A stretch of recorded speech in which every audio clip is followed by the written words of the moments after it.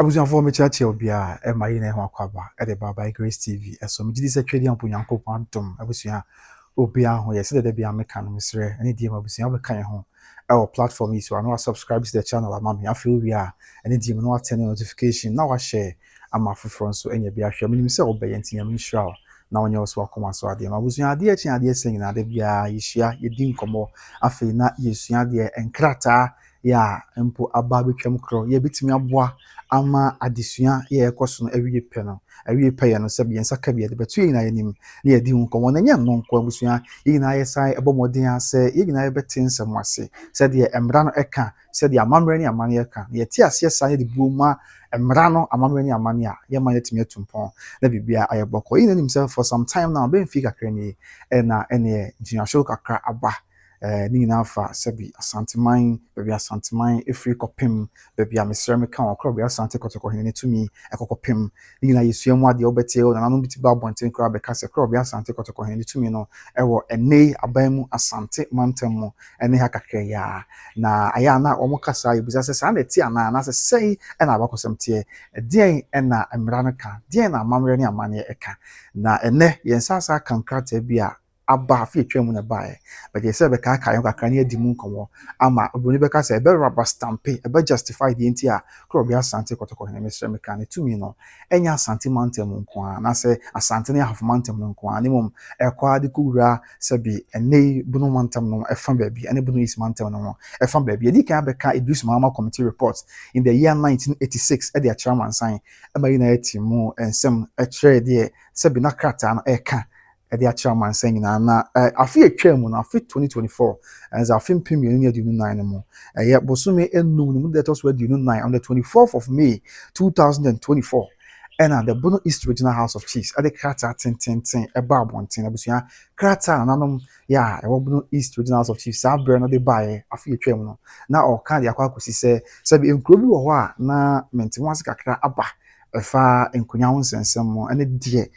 krono ne de ankasa na omu de wiemu aye nhwemu se no kre nkro bi se Tuobodom na Tanoso sabi ni na ekro bi Asante Kotoko hene na dia ya ohene bia mesre meka ene ekro bi Asante Kotoko hene emom hie no nti se ohene wo ho ana se mahene wo ho na usu ade kre ekro bi Asante Kotoko hene dia omo nko ane na mahene ne amahene wo no nko ane wo mo se fata so omu di akunwa wo ho ya obi antimi nka ho biem eni akunwa ewo Tuobodom na Tanoso nti omu de krata bai ebe ka se opanyi bia na se na bia oso wo Tuobodom ne mum onso manhene a kro bia Asante Kotoko hene na woso ade a kire no yenyi ne din fin kratem National Register of Chiefs mu sanso na akota no so nso Tanoso ya meka nye Kumasi Tanoso na enye ahafu Tanoso de we firi na wokọ otiesu nya no nye ho na meka Tanoso we ye de wo bunu ispantel mu twem ofin so akoma da francho na owura Tanoso na so owura bunu ispantel no ho nso ohene bia ntimi entena kronum enkase wo ye ohene ewa abra mamre ne amane kwan so sabi onsom manhene a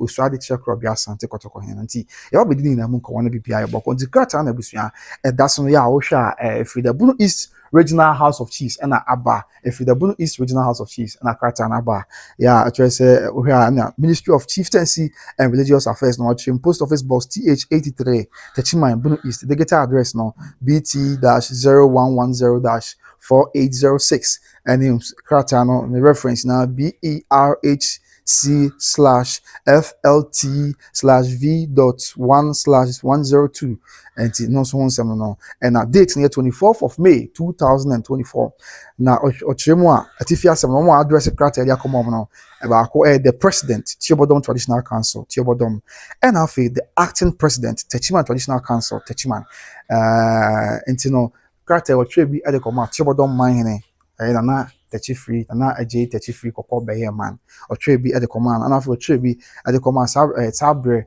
on say Techiman Traditional Council say o mine wo de na so you na bi on na ehwe or act na day to day administration ni ade yina no or territory ahwe e de amaye na Techiman hene na e konfi amya the krata na say or say remover or withdrawal of extracts abusunya tini o remover or withdrawal of extracts of Nana Berima Obeng Amia II, a champion of Techiman, and also Tuobodom Abro Mainhene, and Nana Kweku Kwatin, the fifth,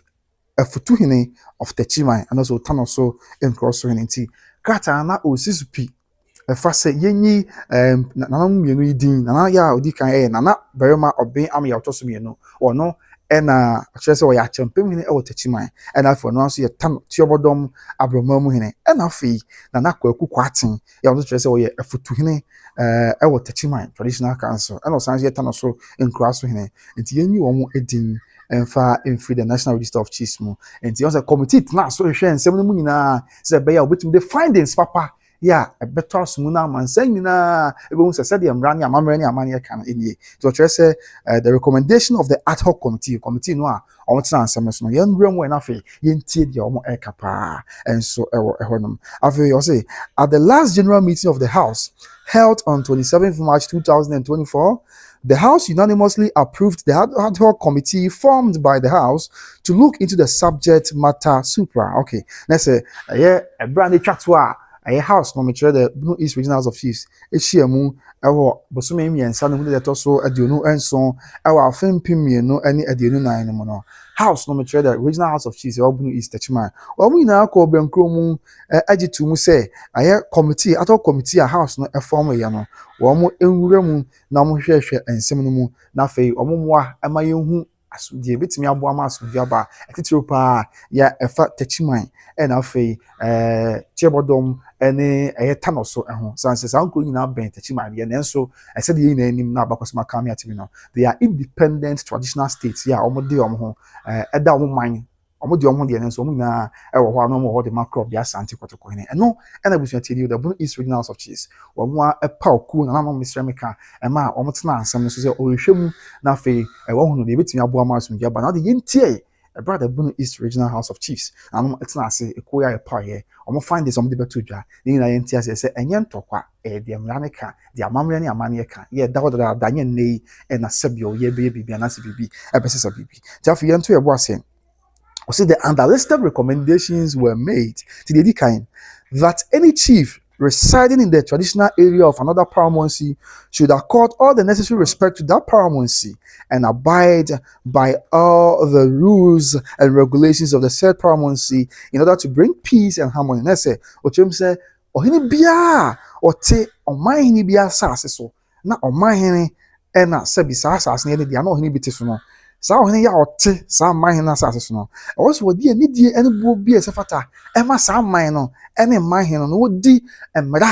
sabi mmara bia mamre ne amane bia man na hyehyɛ no ɛwɔ ne man no wɔso wɔdi so sɛ ɛbɛyɛ betimi di asomdwe ɛne ntiaseɛ ne pɛpɛɛpɛ aba yes nti ɔkyerɛ mu a ɔn sɛ Tuobodom sɛ man wɔ hɔ ya ɔno na takyi free kɔkɔ bɛyɛ man mfoni na abɛda so sisi an yes Tuobodom man ɛne saa na ya ne mfoni da so ɔno na wɔso ade akyi yura ɛne yɛnim sɛ abakɔsɛm to kyerɛ sɛ Tuobodom Tanoso ɛne saa Tanoso minkuro nyinaa no ɛyɛ koro bi Asante Kotoko hene na ne dia ɛna man ya ne mfoni da so saa bɛ wɔso ɛde akyerɛ yura koro bi Asante Kotoko hene ɛna kɔba sɛ yɛ wɔn na bi nso ɛwɔ Tuobodom a ɔkyerɛ sɛ ɔno ɔyɛ akyɛmpem hene ɛwɔ Takyiman ɛman no mu and so you Tuobodom Abramamuhene. Enti kɔba sɛ ana ehwia so kakra san sɛ ɔman ɛtene man mu no dane man a woyi ɔka sɛ ɔyɛ ɔhene wɔ man hene man mu a wɔsɛ ɔyɛ ɔman ɔhene a sɛbi ɔsom saa man hene no enti memfa asɛm wɔ nya fa to te sɛ bi a yɛmfa mampɔn asante mampɔn man no da hɔ yi na ɛma sɛ kurom te sɛ Gyamaase ɛka mampɔn man ho no ontimi nka sɛ ɔyɛ ɔhene wɔ Gyamaase ɛwɔ abra ɔnsom na mampɔn hene Mr. Meka esan sɛ Gyamaase ka ne man no anampo kura memfa man bi te sɛ bi a Dwaben ɛnyɛ mfa to ho Dwaben yɛ man yɛ akuro bi te sɛ Odumase yɛ wɔ Asante akyem ɛne Kɔnɔngo ne nyinaa ka Dwaben man no ho enti wontimi nka sɛ ɔyɛ ɔhene wɔ Kɔnɔngo anaasɛ ɔyɛ ɔhene wɔ Odumase ɛwɔ abra ɔnsom na Dwaben man hene Mr. Meka na onni na Dwaben man hene na mamrɛ na mane bi a ɔhyɛ wɔ ne man so saa na wɔsɛ ba te sɛ dwa so the same thing so ɛna memfa akuro ba akuro bi ansa nyɛ mfa to na yɛn ten sɛm na sɛ sɛ de bɛyɛ a abusua yɛbɛtini nyinaa sɛ ebi te sɛ adweso for instance adweso wɔ hɔ yi bonwure ɛka adweso ayɛ ho enti wontimi nka sɛ ɔyɛ ɔhene wɔ adweso ɛwɔ abra ɛsɛbi onni na adweso man hene ɛhyehyɛ na mamrɛ na mane nyinaa so ɛyɛ sɛ ɛmoa enti no na the House of Chiefs ɛwɔ Bono East Krata sɛ ɔpanyin bi na nana bi a friend sɛ nana barima ɔbɛn ama yɛakyerɛ sɛ wɔyɛ akyɛmpɛn ne wɔ Takyiman na ɔsan sɛ Tuobodom Abramamuhene no Tuobodom ɔman hene wɔ hɔ enti sɛ dɛm ɛsɛ yɛ illustration si na abusua sɛ ɔsɛ ɔyɛ ɔhene ɛwɔ Tuobodom deɛ a ɛwɔ sɛ ɔsom man hene yɛ a ɔna ɛwɔ Tuobodom na ɔdi ne mmara na mamrɛ ɛne na maneɛ so na aboa ama asomdwe aba nti yɛntimi nkɔba sɛ also your man hene also your hene ya wo hye wo Tuobodom your man ho na emom wo say man hene ya wo ye no wo de onsom o man hene atena asase so na emom wo de kosom o man hene foforo na say ha adwen kakra wada romantic no twa ya o cheche musanti entimi masa say any chief residing in the traditional area of another paramountcy should accord all the necessary respect to that paramountcy and abide by all the rules and regulations of the said paramountcy in order to bring peace and harmony. And your back. And after it also be more say that both Tuobodom and Tanoso are now paramountcies and traditional areas, hence inappropriate for same to be added or attached to another traditional area. Into Sisu say, Ochim says, see, a Tuobodom sa bring a track out. Yes, said the fees are bearing figure be by you rapaja Tuobodom Peja Tanoso, and in crowd where I can Mr. And Ochim say, Asante Tuobodom and Tanoso. Ya Tanoso na wabunu East Mountain no. The enche kwa na ya wokoko mo hene bi wo hare hom nyamefa ahene kransi ye resa atente ne be adwuma. Sa man yi na sese a omo ye aman hene. Ya oman hene ne di akunya wo honom. Ya wo na traditional area man hene dwa man hene nkunya ansase. Enti nyame kwan so no na ha adwen se ne di na obase kwan so. Obi abeka se wo hene wo Sampa tem wa ye wo man ho na emom o ne hene ya wo die no. Onfa asom sa man se bedi aka na emom ono de o de sa ebia bia ya so odi hina asase no o de koso man foforo ana se o man ne foforo e ba sa ne ha adwen de enti a otum sa ne se on se na Tuobodom opini na sa na mabo ndina na berema obia me yari na o kire se o ya champion ni what tachiman ni mo sa yi Tuobodom abromam hinti e na krata na kire se from the Bunny East House of Chiefs kire se dem enti mi insisa se sabi also ye Tuobodom abromam hine na Tuobodom man no so se your man hine ya o man no e wo ho na your man hine da no na won fan so man hine no na de na sase bi is say Tuobodom man ni na so ye man hine ti man ni na ye ne dia ya wo hwe so dia makro bi Asante Kotoko hine na wo be ka se what the man no efa bi e koson o man foforo esa ha adwen Tanoso so the same thing Tanoso dey say sabi di name say makro bi Asante Kotoko hine dia na so man hine ko akura ya sabre so asem da so wo yiri animo a yiwa ne anoma tsenkunya na ehwe se brepem obeboa na asumdwa ba na opede chevranti osefata obetine kunya so se Tanoso ehene na bibia ye boko die ntimi nkoba se eye opani bi reference na nakwakuko atin otosunum ye oche se wo ye futu hene otachiman ezanso ye Tanoso nkroso hene ndi won ntimi mfa family bi wo Tanoso ya se ene oni Tanoso nkroso hene no emfa enkonkosom misremika ye na tachiman hene ewa abra Tanoso no anso eye man hene na enam say ye man ni dwanti no sa Asantehene na da romanti ye man ni dwanti no sabi kroni mu ade nyina ne mu sase nyina na wo say ye man ni Tanoso ena ye de som no na wahwe so de amakro bi Asante Kotoko hene ina say ha adwen ya eni kwan say ebasa eno ye de tosumi no findings and say recommendation of the ad hoc committee Bono East Regional House of Chiefs the Babontin krata na that's na busua enye bosua ka afi eto aso bi ma o say that no chieftaincy declaration form from one particular traditional area bearing a name or title of another traditional area be processed by the research committee or approved by the full house. Let's say chieftaincy declaration forms in Busia. So when be a swine at the training crew and also the training with a declaration and sa the can say what's a team the team one kratem which National Register of Chiefs na edimusan so oba Ghana ahemfo no do ahemfo no edin e won krata be friends and National Register of Chiefs mo it is an year mu dia ansa na oba be yo he no usu ade kire woman ewie na age utu bia odi be kon krata mu gazette no and ba mo dia ko National Register of Chiefs mo enso honom enti o chum say eni kwan say chieftaincy as na odi be kon National Register of Chiefs mo no chieftaincy declaration forms was na nam sensan na otintim na na afa de ahwe so e de odi akora gazette mo na akopie chieftaincy declare akopie National Register of Chiefs man no mu chum say entimi ma say abusia chieftaincy declaration forms be ye free traditional area be ebeba na edidin a eno so edin a ode bae no a different traditional area entimi ko ba say bia na obia me ya kana semi on chese o ya champion of the Chima traditional area na obeba na ode chieftaincy declaration forms a Tuobodom which is a different traditional area is answer from what we know any dia yesu yan say Tuobodom and then Tanoso Tuobodom and Techiman are two different traditional areas. Intimi kobasa say be opani bi anas na bi the chieftaincy declaration forms beba ye oche say we champion wo Techiman ni mu osad be aba say we Tuobodom ehne enti no intimi sisa in the same vein intimi masa na Kotoko atin be the krata about the House of Chiefs, chieftaincy declaration forms. Yeah, I'll say even though or Techiman, a photo in the and also a Yohane, our Tanoso, our Batanoso, and see a different traditional area, just like Techiman. And we're having, yeah, intimate Emansa. And after it was we must say the ad hoc committee finally recommended the removal and cancellation of the extracts and names of Nana Berima Obiamia II, Asantehene Techiman, and also Tuobodom&Tanoso, and Nana Kweku Kwatin the fifth, Futuhene, and then also Techiman&Tanoso and Crossohene from the National Register of Chiefs. And Nana Mekuo na sing now. Ɛkyerɛkyerɛ nsɛm wɔ mu nyinaa wieɛ ɛma yɛhu adesua yɛ wɔ mu amammerɛ ne amanneɛ deɛ ɛsɛ fata deɛ ɛgye ka ɛtete wɔ ne nyinaa wie na ɔka biom de aka ho sɛ ɛneɛ saa deɛ a ɔmo recommende ɛde ama house no akyerɛ ma mansa nyinaa te aseɛ sɛ ɛneɛ ɛwɔ sɛ ɛdin ahodoɔ wei yɛnyi ɛmfa mfiri ɛyɛ National Register of Chiefs mu ɛdin bɛyɛ a ɛdin baako ɛne Nana Berima Obiamia a ɔyɛ ɔtɔ so mmienu yɛ a na ɔkyerɛ sɛ wɔno ɛna ɛyɛ mesrɛ me ka ho ɔna ɛyɛ Asantehene ɛwɔ Techiman afei ɔsan so ɛyɛ Tuobodom&Tanoso yɛn na din ɛmfiri National Register of Chiefs mu ɛna wakyerɛ mu deɛ nti ɛte saa ɛsan sɛ Tuobodom yɛ manhene nti sɛ ɔsɛ ɔyɛ ɔhene wɔ Tuobodom a na deɛ ɔsɛ ɔsom manhene yɛ a ɔte n'asase so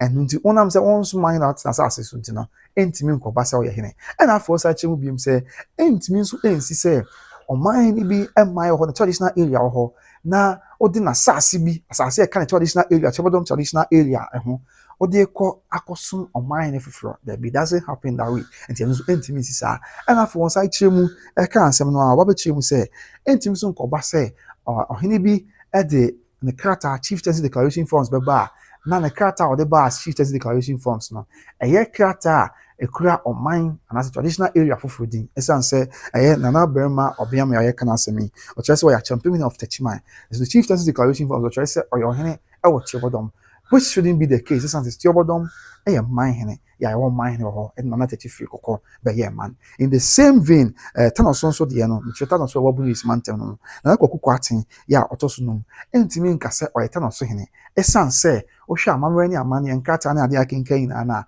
Tanoso manhene wɔ hɔ nom nti sɛ ɔyɛ ɔhene wɔ hɔ deɛ a ɛwɔ Tanoso a na sɛ ɔso manhene yɛ a sɛbi ɔbɛba koro bi Asante Kotoko ne bɛyɛ adom na yɛnya no ɛwɔ Tanoso nti sɛ ɔntumi ɛnyɛ saa adeɛ wei deɛ a na ɔntumi ɛni hene wɔ hɔ ɛna afei ɛna sɛ Tanoso yɛ manhene adwa nti no ɔntumi mfa Tanoso asase no bi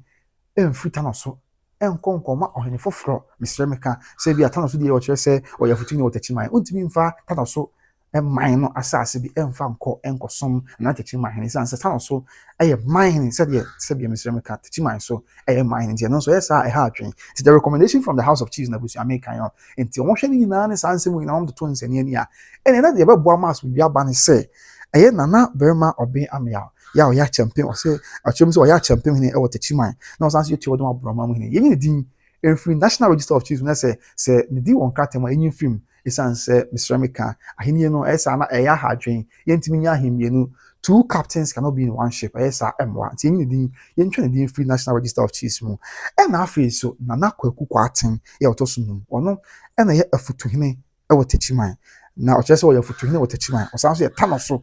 nkura so ɛhene ɔno nso yɛnyɛ ne din ɛmfiri National Register of Chiefs mu ɛsan sɛ Tanoso ɛyɛ manhene adwa yɛ manhene bi a ɔbɛba hɔ bi ne manhene bi a ɛsom koro bi Asante Kotoko ne nti yɛntumi nkɔba sɛ ɛnam sɛ yɛ manhene te sɛ deɛ mesrɛ meka wɔ Techiman so yɛ manhene no ɛntumi nkɔba sɛ wote Tanoso baabi na sɛ woyɛ ɔhene ɛwɔ Tanoso ɛfa baabi na ɔmfa nso manhene yɛ a ɔwɔ Tanoso na mmom wode kɔ so manhene foforɔ yɛ Nana Techiman a na ɛsɛ ɛha adwen nti nanom mmienu yi yɛnyi ɔmo din ɛmfa ɛmfiri the National Register of Chiefs. This is the findings abusua ɛnyɛ sɛ bia me na America Krata evidence based from the Bono East Regional House of Chiefs in the year 2024. That's on the 24th of May 2024. And as our findings about one, the House tasked all parties to submit any dissenting views to the registry of the House. Now, if you have to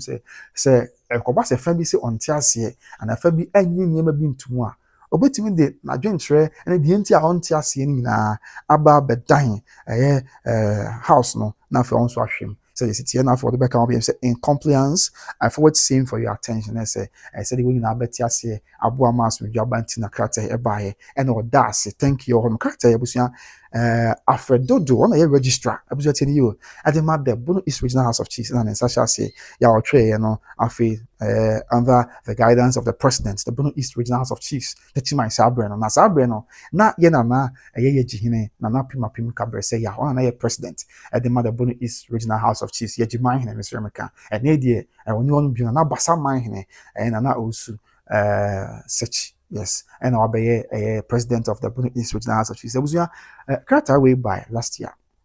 And see what na saying a bra Mr. Meka na aya wo tanaso ye nyame de ebinumu ka se tanaso kra na there be tanaso ahensem bi en ho Tuobodom ahensem bi en ho esan say if abakosam chere say bra se bi hina me ya esuaye se one Asante bedi asi na sa bra Asantehene poku arikatachi sabi ono ane baba fo pimbo na mane say ja de ekoso ni na ono a Asantehene poku arikatachi Mr. Meka o empanyin se meka na matrobo ase ekutwi fa hina me ya so e na abakosam chere say asna ko no bekoso no sabi sa nkro Tuobodom&Tanoso ene chese Tanoso bi nkro dodo no a wonyina ebeta Asante achi tano boase no nyina ene Asante ye koro ekabom eta Asante achi ni Asante ekon edi eboa eka Asante ni Asante kwen ekon Asante afa ema Asante kodi nkonin the free sa brand Asante poku akatachi odi kan preso eba di besi ne ena sa Tanoso bi nkro awdo nyina Tuobodom&Tanoso tano boase enchira nwase ofuman branam subi so number 2 chese eni nkro awdo aka ni nyina ye ka Tanoso bi nkro no oni Asante enya pam ene Asante ayekoro na waka Asanteman ho ade aba besi ne ya nye ne bia bibi ba besesa na so bi ebesesa bibi enti sanko nyina aye sabi Asantehene ena na man ene wo mo ya aye Asanteman dia enti ne kwan so ano emampo na no ye bekenkan ma betrim se sansensem ya ma na hono so afi apema hanko ade wotwe ensia no Edus Mahama committee alaji Edus Mahama committee ya mampani Rollins abreso o chem de betu yeru Asantehene so wasre yeru asanko nyina aye odi Tanoso bi nkro nyina aye odi enti wadaro aboyam nyina aka ho boyam yes and so what teach my children yes enti yeru wadaro ma peja sanko nyina na ye on my hene se be beboa ma bibia ye boko enti Mr. Meka se na ko nye Asantehene dia anka mpo achire ye ba ya bedu 1986 mampani Rollins abreso or power committee Edus Mahama committee go try the bring you say rampeja sanko ye on my hene na there be anka masa enti all this evidence na dey na ko rubber stamp the claim and so the fact say all these states say are mind states amamre mu amine yes yeah almost ko bia Asante Kotoko enti no sa na kokko bae yeah awa dia bedu na ye kan mu asam dia chiro nti ebusua we dia ye bae abrebia say ebusua de na enkrata penkrata Sampa was bibia enye atebdidie Mr. Meka enye bufu na we tuma na we there bi adanse ye ho no papers documents wouldn't lie yeah da betu na ho ni ate ase se de be ya ye nanu bi ansam ni bi ho a omo nte ase na omama bi ansam bi obi ka e hye omo bufu na ye tan ye ho na ye kasete ye ho no emwa die e ho na wo ho die ni ho na ni ho ti abrebia ye mprehwehwe adanse de ntie bia bi beti sa amze ate ase sereboa amasonji aba yes nti Tuobodom&Tanoso wo honom and nanu yakra na your friend to the bar and na Tuobodom&Tanoso na eje kokko tachi free be here my one on mine ya or Tuobodom and so honum yes and na Tuobodom&Tanoso ma and so funny and na aba abeda honum binti no Tuobodom&Tanoso wo honum and Tuobodom&Tanoso ma and so ya we na esum kro bia Asante Kotoko hene mi senchi no shuka kra bia ba bia akra na ni na bepe mo hene e be hwe sisi na bibia ayasodwe na bibia ayoboko in the same way Tanoso de sabi o ma hene kwa kra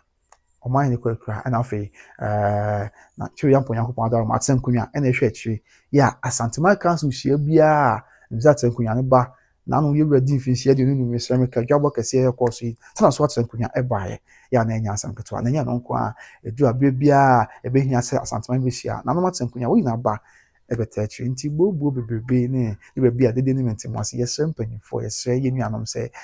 ewi ase konanim enya afi edo we prebibi sa na the order of the day was conquest into bit me to share so eje wa de awaje neso no nkyere se nipa no mfa hu akoma yi na beka bom se nipa baako ya tena se abusua baako ya wa ye ho kyese ya ka bom ye bibia bom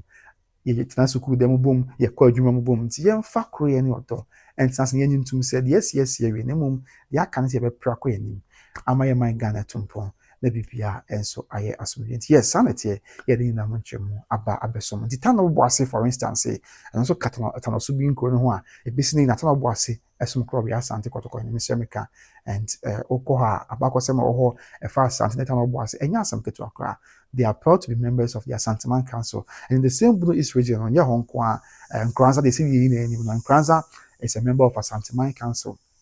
Yeah, Nkranza crowd, or Henebemwa, Mr. America, and Oyon Nkranza, my Henry. Bono East Namu, Yawa Amantin, so, yeah, and also Eka, Asanteman Council, one as a car Asanteman, Amantin, Atabu. Na amanten yes omuna o mention ba komate amanten so eka ho bi afei ofuman eka ho bi se nkronye bebiri brente bia mintimi nkane na enwie ntimi gini se yete ase sa na yete ho ase beboa amaye man Ghana tumpon na mentimo ase ne atemedi bebebre ni do bia ense mo yeka dite ho abrase na bibia ayabako jabusua we dey quick one and yete baba sumi na aye ho yɛde bɛpem hɔ na agya Nyankopɔn ho yɛ bɛbɔ na ɔdom yɛnkɔ abrɛpam deɛ ɛbɛsa atɔ fam biom no yɛsan de asom biom kae sɛ krata ɛyɛ afe mpem mmienu ɛne aduonu nan 2024 ɛna ɛbɛtɔ dwa yɛato yɛbɔ ase ɛde nyinaa mu amanneɛbɔ ɛne mu nkyɛmu nso asom mede de kwapena wɔ so meda ase sɛ ɔgye berɛ hwɛ a me LB Trading Enterprise Kumasi South Central Junction ɛsɔ masene na mamede dwumadie ɛbrɛ ɔntimi sɛ ɔtotumi kae ɛfa ntade mpaboa ɛne perfume papa deɛ the whole Ghana yɛbaakɔ pɛ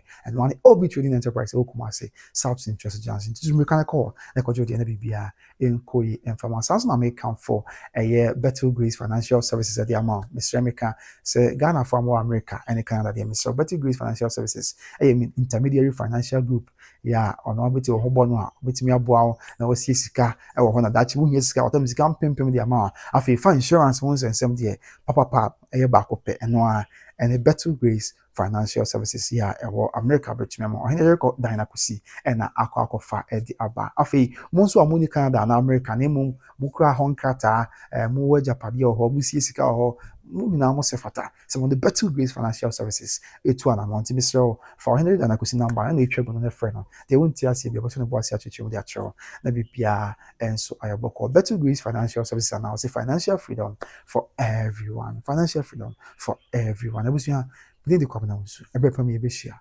Yamen cow, mackerel. Bye bye.